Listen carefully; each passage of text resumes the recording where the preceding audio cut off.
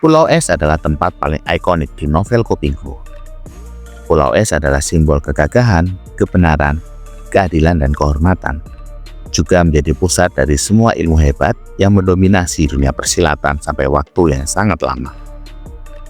Lalu bagaimana bangkit dan jatuhnya Pulau Es ini? Mari kita simak dalam video kali ini.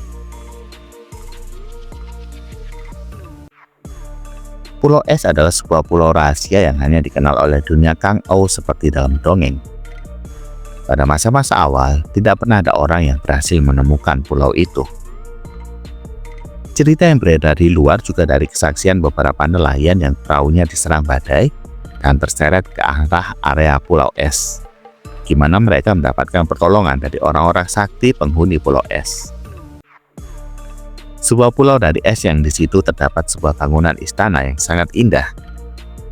Sebuah kerajaan kecil yang dihuni dan dipenuhi oleh orang-orang sakti. Letaknya ada di kawasan laut pantai utara.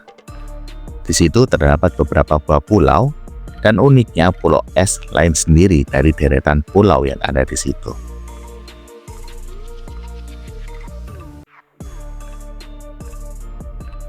Keberadaan sebuah tempat tinggal yang indah, unik, aneh, misterius, dan angker adalah sebuah cerita wajib dalam sebuah cerita silat.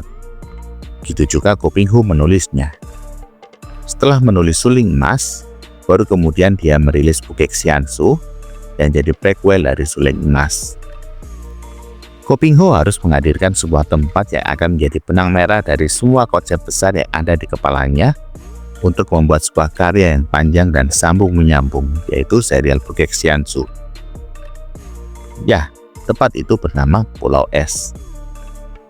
Terisolasi dari dunia luar, tapi Pulau Es menjelma menjadi kekuatan baru yang sangat hebat dan menakutkan di dunia Kang Ou. Bukti bahwa pulau itu benar-benar ada dan penghuninya benar-benar sakti adalah kesaksian dari para nelayan. Performa ilmu silatnya aneh dan hebat, serta selalu menang menghadapi siapa saja.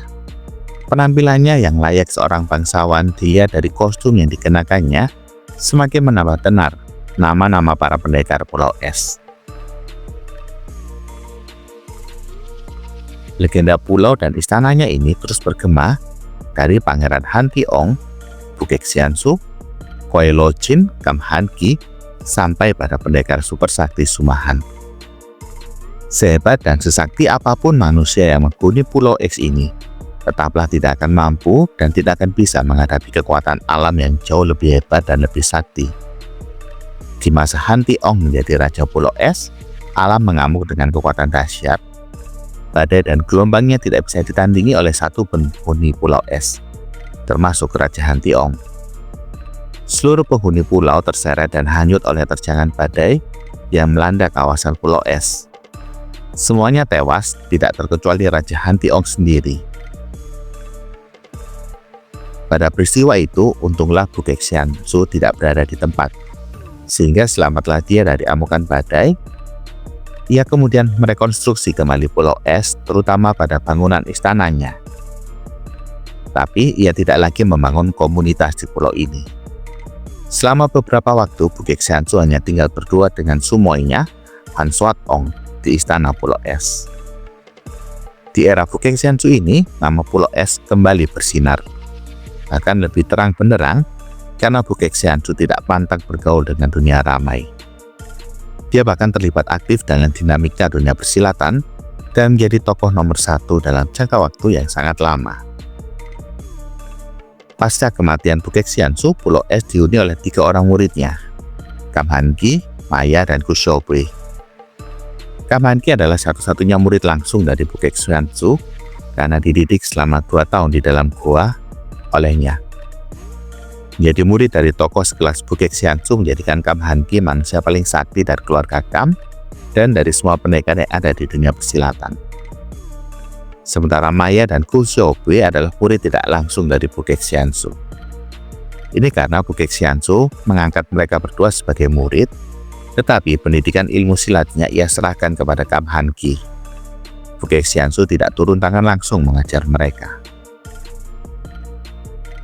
Di era ketiga muridnya ini, simbol Pulau Es tetap terjaga dan tetap diakui sebagai yang terbaik di dunia persilatan. Hingga kemudian masanya Pulau Es beralih pemilik. Kali ini ke tangan pendekar Sumahan. Pada era Sumahan, reputasi dan nama besar Pulau Es benar-benar menjulang. Sumahan jauh lebih dikenal dan lebih populer di dunia persilatan. Orang bukan hanya sekedar membicarakan namanya, tapi juga melihat tampangnya. Berbeda dengan Bukek Xiansu dan Koi Lochin yang walau terkenal tapi sangat sulit dilihat apalagi ditemui. Sumahan tidak segan-segan membangun sebuah komunitas kecil di Pulau Es. Jadi tidak hidup sendiri di situ. Sebelum akhirnya sebuah bencana alam yang pernah terjadi ratusan tahun sebelumnya kembali menimpa Pulau Es. Amukan badai kembali hadir memporak-porandakan Pulau Es. Beruntunglah para penghuninya sempat menyelamatkan diri. Dan seperti halnya Bukek Xiansu, Sumahan juga kebetulan sedang tidak berada di tempat saat kejadian ini. Setelah menikah, dia memutuskan untuk memperbaiki lagi Pulau Es dan tinggal di situ. Tapi kali ini hanya ditemani oleh dua orang istrinya, Lulu dan Nirahai. Puluhan tahun hidup damai dan sejahtera sampai memiliki anak cucu, tidak ada yang berani mengganggu Pulau Es. Sampai akhirnya, saat usia Sumahan sudah sangat tua, di angka sekitar 100 tahun, terjadilah peristiwa hebat. Hek Imo Ong bersama 4 rekannya sesama datuk sesat mempunyai ide untuk menyerang Pulau Es. Ini adalah ide gila dan misi bunuh diri. Tapi mereka berpikir bahwa Sumahan dan kedua istrinya sudah sangat tua. Maka berangkatlah rombongan ini. Hek Mi Omong, Ngo Bue Saikong, Eng Jiao Xiaoong, Cai Hua Xiaok, dan 45 orang murid dan anak buah mereka berangkat. Kebetulan pada waktu itu, selain Sumahan dan kedua istrinya juga ada 3 orang cucunya yang sedang dididik ilmu silat oleh kakek dan neneknya. Mereka adalah Suma Hui, Suma Jiangbun, dan Suma Zhengyong. Pada saat kelompok penjahat ini datang menyerbu, langsung disambut oleh perlawanan sengit oleh nenek Lulu, Nirahai, dan ketiga cucunya. Nirahai dan Lulu gugur dalam pertempuran itu. Mereka tewas dengan mulut tersenyum karena bangga bisa bertarung sampai titik darah penghabisan. Sumahan yang semula enggan untuk bertempur terpaksa keluar untuk menyelamatkan ketiga cucunya. Para penyerbu sebagian besar tewas dan tidak ada satupun yang mampu melawan Sumahan, termasuk Hek Imo Ong. Tapi mereka yang hidup dilepaskan dan dibiarkan pergi oleh Sumahan. Sebelum akhirnya Sumahan mengembuskan nafas terakhir, ia memerintahkan ketiga cucunya dan Gao Jingyong yang lagi ada urusan ke Pulau Es tiba di saat yang tepat untuk pergi meninggalkan pulau. Dengan sebelumnya membakar jenazahnya beserta kedua istrinya.